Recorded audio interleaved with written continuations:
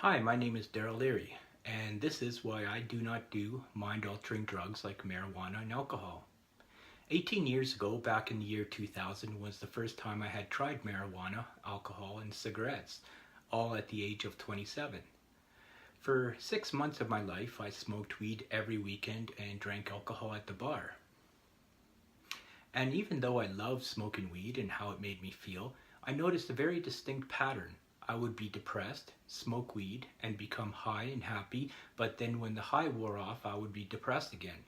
It occurred to me that my happiness when I smoked weed was just an artificial happiness, a chemically induced happiness. The happiness I felt after I smoking weed was not a real happiness, the kind of happiness one experiences from a great accomplishment or the happiness one experiences from really gratifying relationships with people. It was a fake happiness that simply lacked the overall fulfillment of true happiness and the feeling of content. During that time, I also drank alcohol, mostly at the bars, because otherwise I was far too anxious to socialize with people.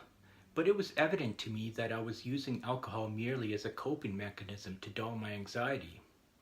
I felt like I was not being true to myself, and that I was somewhat of an imposter, because people did not get to know the real me when my brain is not being influenced by drugs.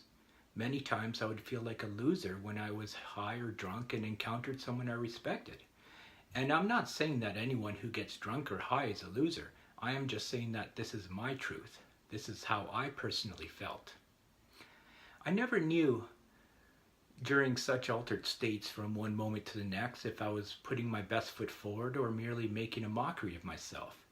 And this uncertainty concerned me greatly because I wanted to have control that comes with a complete self-awareness. I wanted to understand my reality with clarity versus fogginess. I also did not want to define my life by drug use. I've seen so many people who try weed for the first time, then it literally defines their lives. They can't enjoy anything in their lives unless they're high, and they spend all their time and energy learning how to get a better high, which strain is the most rewarding, and in all, I think they're missing the point of life. These people who practically build a life philosophy around getting high are missing the philosophical point of life. The philosophical point of life is to experience all the emotions, both good and bad, that go with one's life experiences, and to learn and grow emotionally as a person. To face conflict with bravery and build character and confidence, knowing that you can deal with life's issues and with all the emotions that go with it. To overcome obstacles because you applied a truly successful life philosophy. Or developed a healthier and more functional coping mechanism to the stress in life rather than simply trying to escape that stress with drugs.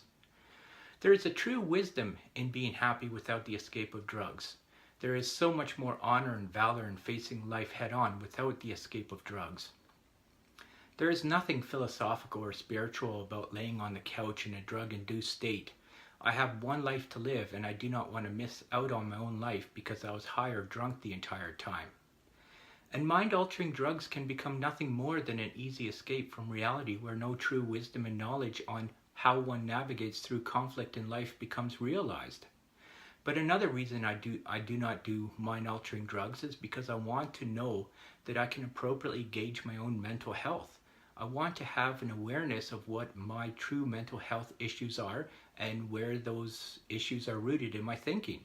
I need to have clarity on how my behaviors affect others, and if I have mental issues, I do not want those issues to be skewed or twisted by an intoxicating mind. But I think my abstinence from drugs are indicative to others that I have a certain standard that I hold myself to. A certain ethic, if you will, that I will simply not conform to any behavior just because it is deemed acceptable to society. I think it's fairly sad and disheartening that our society does not embrace and celebrate sobriety. Getting drunk is the typical rite of passage deemed by our society for those who become an adult. 18 years ago, I stopped mind-altering drugs and never looked back. I do not even miss it. Unfortunately, I am still addicted to nicotine, but at least I quit smoking cigarettes 7 months ago. Thank you. I'm Daryl Leary.